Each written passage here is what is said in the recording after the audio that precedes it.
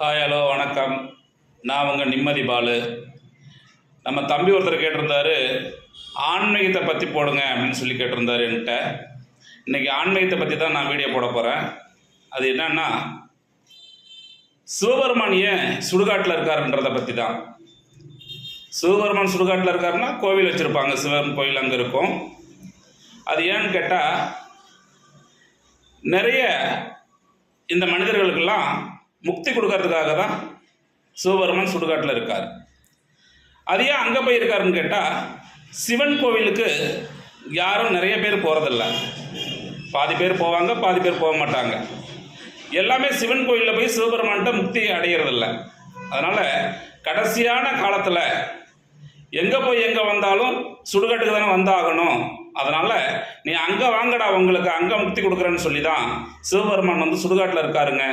இதுதான் உண்மையான தகவல். உங்களுக்கு ஏதாவது இதில் கருத்துக்கள் இருந்தால் எனக்கு கமெண்டில் சொல்லுங்கள். நன்றி, வணக்கம்.